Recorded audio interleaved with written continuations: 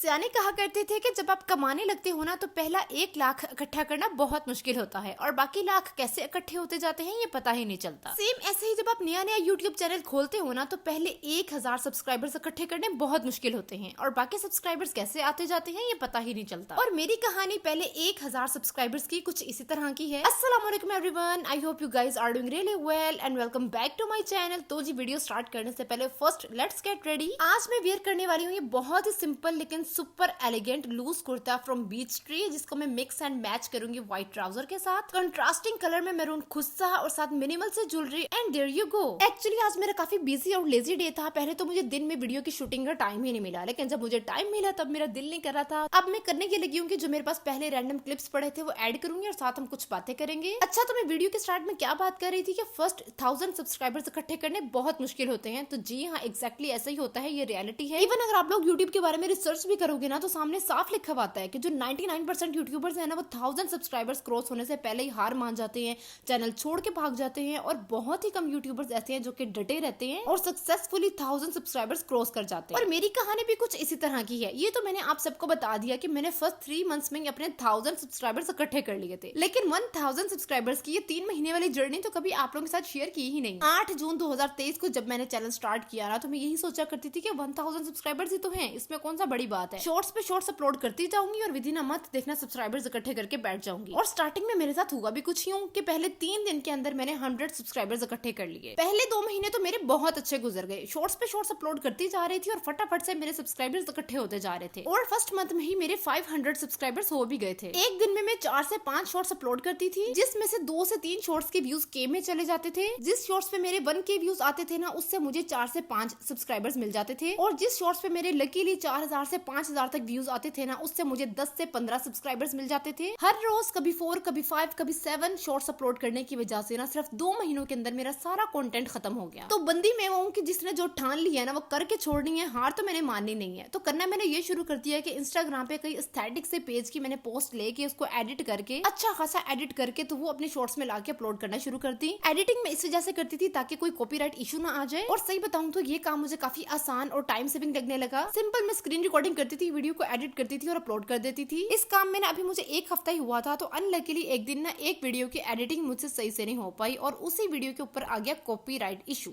और उस copyright issue की वजह से हो गया मेरा चैनल फ्रीज। और मुझे कैसे पता चला कि मेरी जिस शॉर्ट्स पे मिनिमम से मिनिमम 300-500 व्यूज आते थे ना तो होने ये लगा कि मेरी सारी शॉर्ट्स के ऊपर 0 व्यूज आने लगे। मैक्सिमम व्यूज आते थे 4-5 और वो भी वही व्यूज थे जो कि मैं या तो अपने फोन से चलाती थी या अपने हस्बैंड के फोन से या इधर उधर किसी फोन से चलाती थी। यूट्यूब चैनल स्टार्ट किया अभी 2 महीने ही तो हुए थे, तो मुझे यूट्यूब के बारे में इतना पता भी नहीं था। खैर रिसर्च करती गई और पता चला कि मेरे चैनल पे आया हुआ है कॉपीराइट इशू।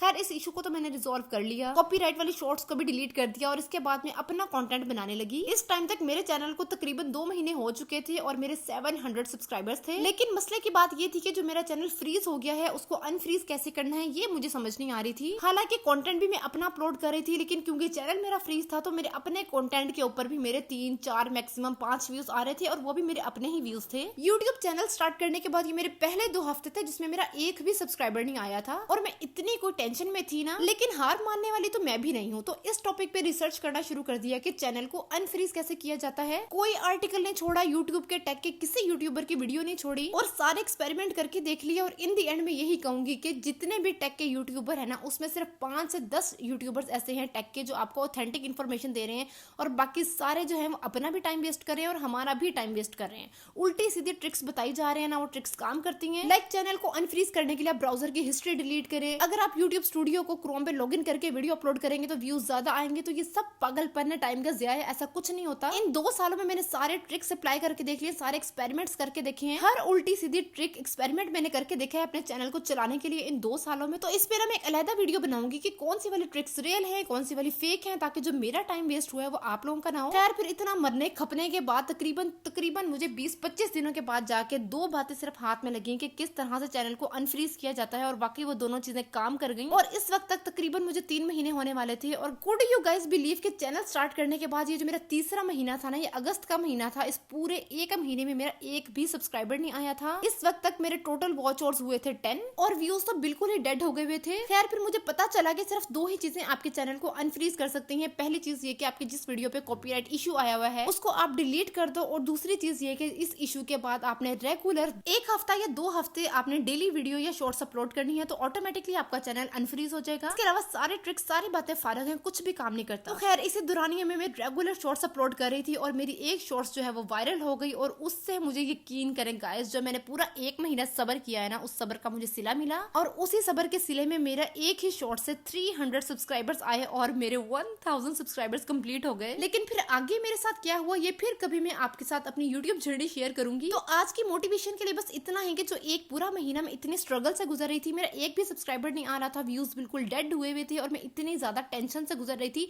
तो अगर गलती से भी मेरे ज़हन में आ जाता था ना कि मैं अपना चैनल छोड़ दूं, खत्म कर दूं, नया बना लूं, तो मेरे अंदर से यही आवाज आती थी कि ये चैनल छोड़ने का तो सवाल ही पैदा नहीं होता, तुमने इसी को चलाना है। तो बस फिर इनर मोटिवेशन की वजह से मैंने अपने मरे हुए डेड चैनल को दोबारा से जिंदा कर लिया। अगर आपको मेरी आज की वीडियो से कुछ भी सीखने को मिला और थोड़ी सी भी मोटिवेशन मिली है, तो आप लोगों ने थम्स अप लाजमी देना है, सब्सक्राइब कीजिएगा, दुआ में याद रखिएगा। मिलते हैं नेक्स्ट वीडियो में। अल्लाह हाफिज।